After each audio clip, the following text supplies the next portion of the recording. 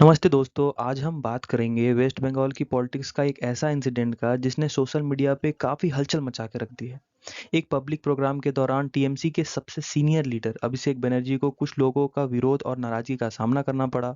Video clip जो है वो वायरल हुई जिसमें लोगों ने सवाल उठाना शुरू कर दिया है। लेकिन असली सवाल ये नहीं कि इंसिडेंट क्या है। असली सवाल ये है कि बंगाल की पॉलिटिक्स में इतना गुस्सा क्यों देखने को मिल रहा है। क्या ये सिर्फ एक पॉलिटिकल प्रोटेस्ट था या फिर बंगाल के लोगों को जो उनका मन है उनमें सालों का जो जमा हुआ कुछ नाराजगी है वो बाहर निकल रहा है। आज हम फैक्ट और एनालिसिस के साथ इस पूरे मुद्दे को समझेंगे।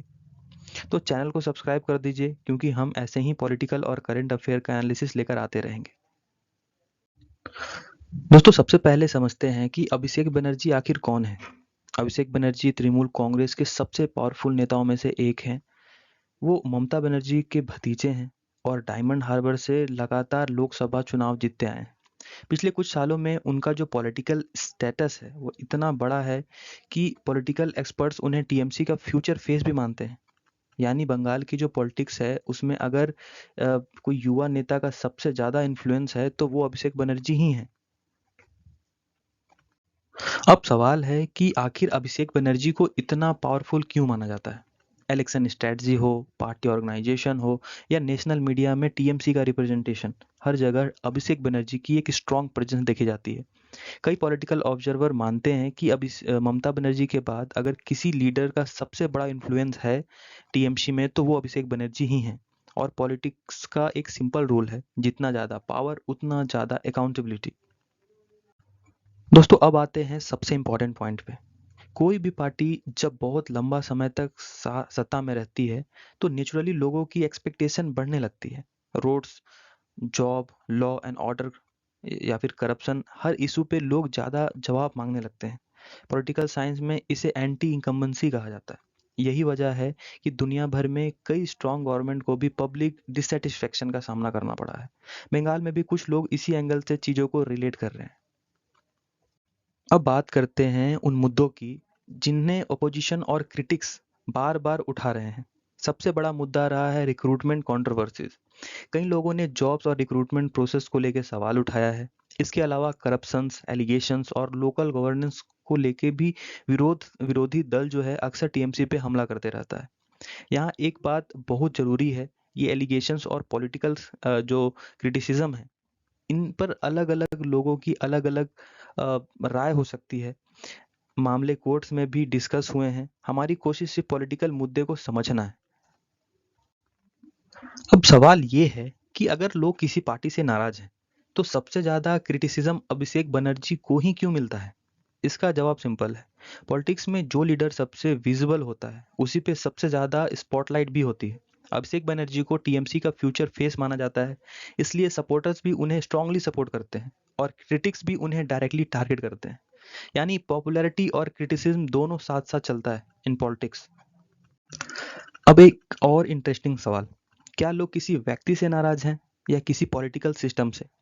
तो दोस्तों, कई बार पब्लिक का जो गुस्सा है वो किसी इंडिविजुअल के खिलाफ नहीं होता है बल्कि वो उस सिस्टम या पार्टी के खिलाफ होता है। लेकिन प्रॉब्लम क्या है कि जो व्यक्ति उस पार्टी को मतलब वो उसको चला रहा है, लोग उसको ही टारगेट करते हैं बिकॉज वो सिस्टम को नहीं देख सकते हैं और डायरेक्टली वो सिस्टम को टारगेट नहीं कर सकते हैं, तो सिस्टम को अपोज करने के वे में वो उस जो इंसान है उसको अपोज करने लगते हैं। इसी वजह से जो पॉलिटिकल जो डिससेटिस्फैक्शन है अक्सर पर्सनल क्रिटिसिज्म बन जाती है।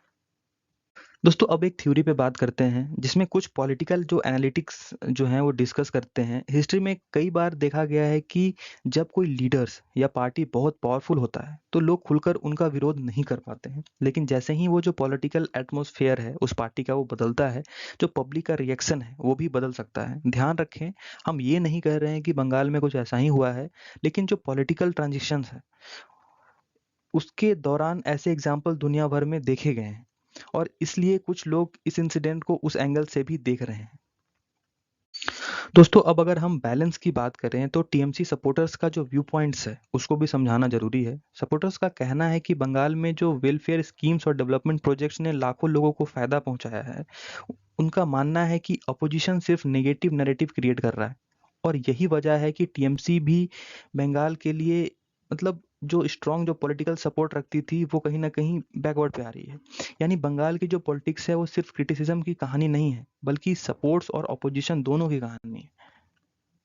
तो दोस्तों, इस पूरे इंसिडेंट से हमें क्या सीखने को मिलता है? सबसे पहली बात, बंगाल की जो पॉलिटिक्स है वो एक नया फेज में एंटर कर रही है। पब्लिक अब पहले से ज़्यादा वोकल है, सोशल मीडिया हर इंसिडेंट्स को एम्पलीफाई कर देता है, और जो पॉलिटिकल लीडर्स हैं वो हर कदम पे पब्लिक सिक्योरिटी का सामना करना पड़ता है। अभिषेक बनर्जी के साथ हुआ ये इंसिडेंट चाहे एक आइसोलेटेड इवेंट हो या किसी बड़े पॉलिटिकल ट्रेंड्स का सिग्नल, लेकिन इतना जरूर है कि बंगाल की पॉलिटिक्स में कंपटीशंस और पब्लिक एक्सपेक्टेशन दोनों तेजी से बढ़ रहा है। आपका क्या मानना है? क्या ये सिर्फ एक प्रोटेस्ट था या बंगाल का पॉलिटिकल मूड में कोई बड़ा बदलाव आ रहा है? कमेंट सेक्शन में अपनी राय जरूर बताइए, और अगर आपको ऐसे डीप पॉलिटिकल एनालिसिस पसंद आया तो चैनल को सब्सक्राइब कीजिए, वीडियो के लिए लाइक कीजिए, शेयर करना बिल्कुल मत भूलिएगा। मिलते हैं नेक्स्ट वीडियो में। जय हिंद।